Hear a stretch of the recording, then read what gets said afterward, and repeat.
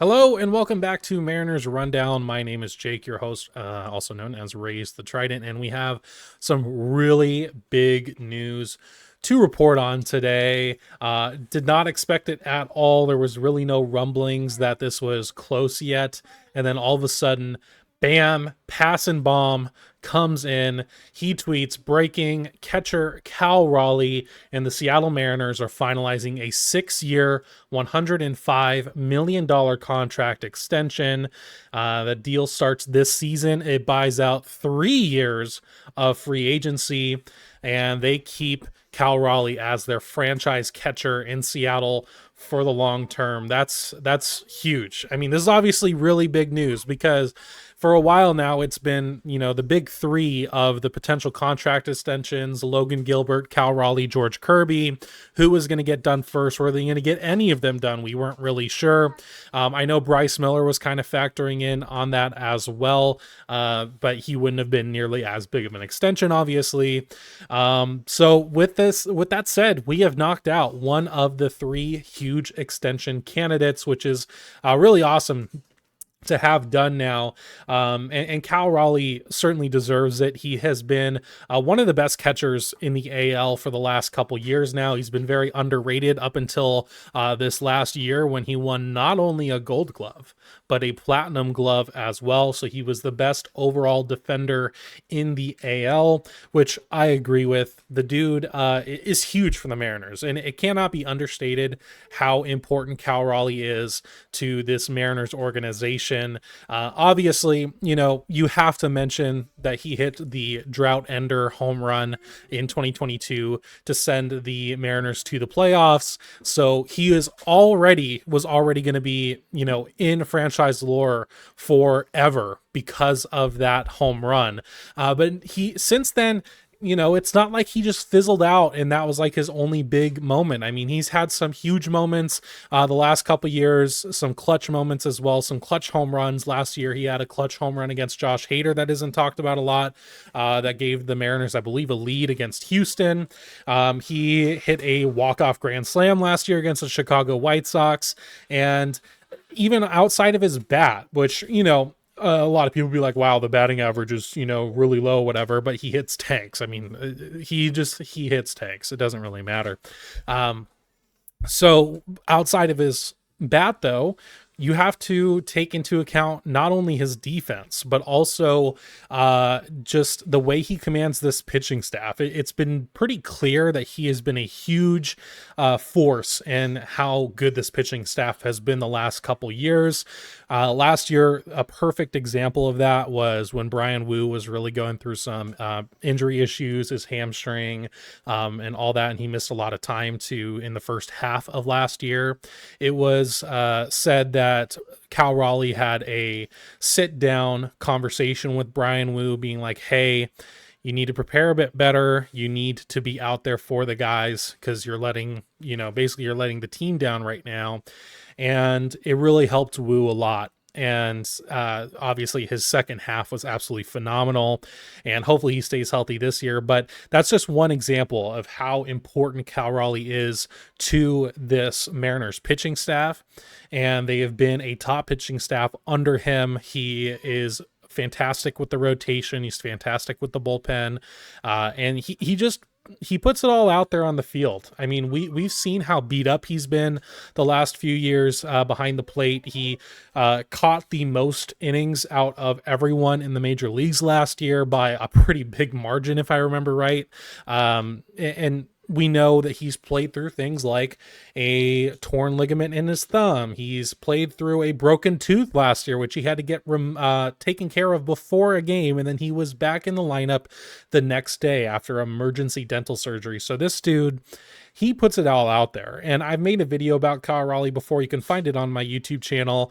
His story is pretty fun to go through, so you can check that out. But really, when we're talking about the big three as far as who would have been extended between Gilbert, Cal Raleigh, and George Kirby, For me, I always figured George Kirby was probably in the third spot for that, just because I know there's just kind of been those issues with George as far as I don't know if you would say maturity or attitude or whatever, but he has it hasn't been as smooth for him as it has been for Logan Gilbert and Cal Raleigh.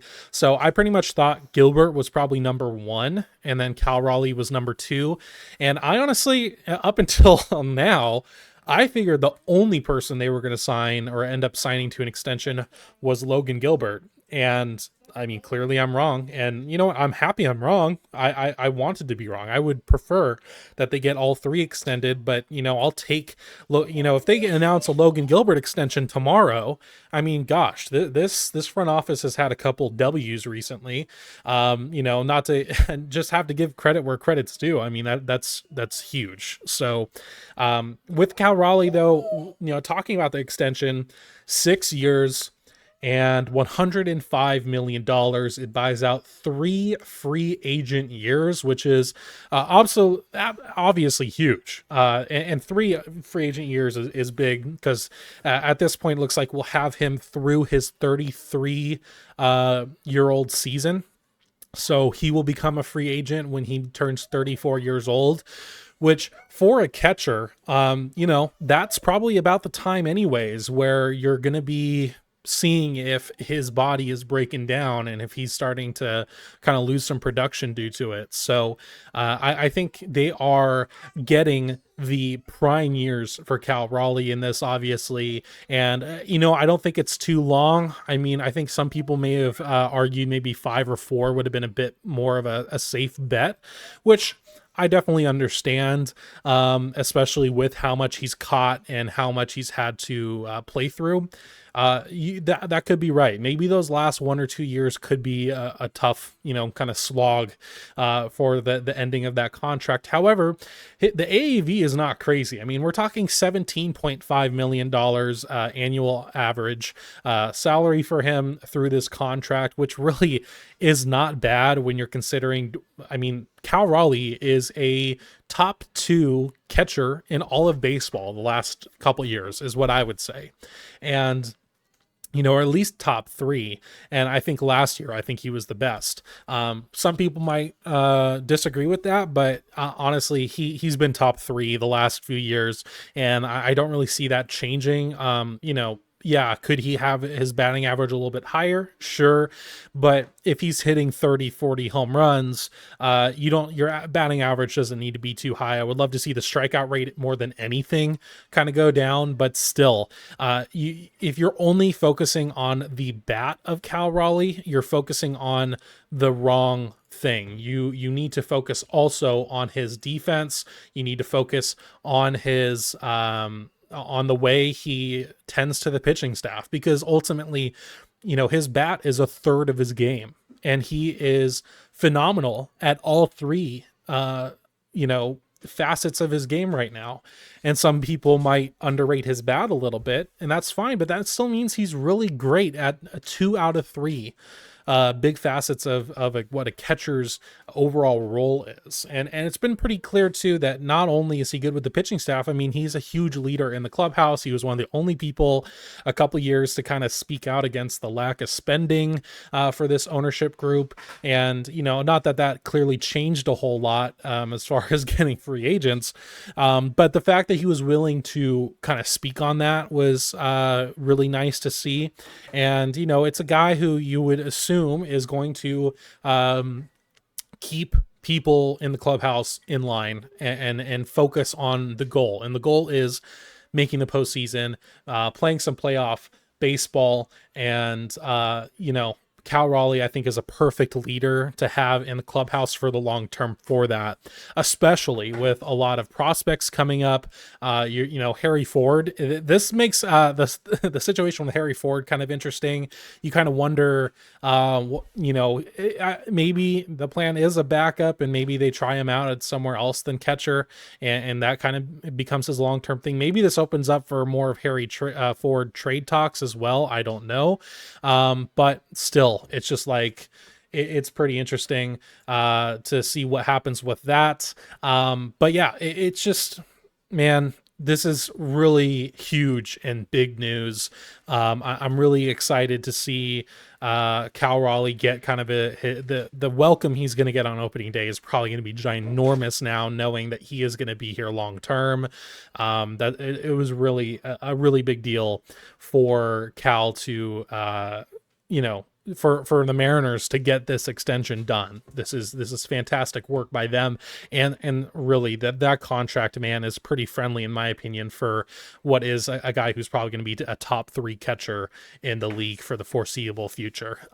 So I couldn't be happier with this extension. I will say I could be happier in general if they announce a Logan Gilbert extension, because he is my favorite current Mariner. So, you know, hey, biased, whatever. However, I feel like that could be something that happens this year. Maybe it'll happen next year. Who knows? But if they can get that down, man, I'm feeling fantastic. They would have 3 really solid extensions on this roster, in Julio Rodriguez, Cal Raleigh, and then hopefully Logan Gilbert. So yeah, I don't think you can really understate how much this not only means to the organization, but also means to the clubhouse, means to the fans as well. Because obviously Cal Raleigh's been, you know, a pretty big, you know, fan favorite at this point. The big dumper is here to stay, which is awesome.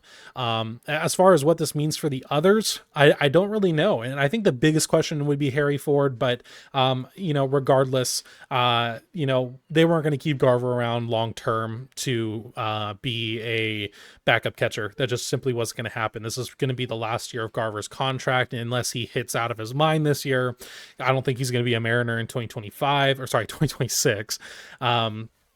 So really, this is just a matter of what does this mean for Logan Gilbert and George Kirby? Do the Mariners have enough, you know, I guess, leeway to work out extensions for those guys?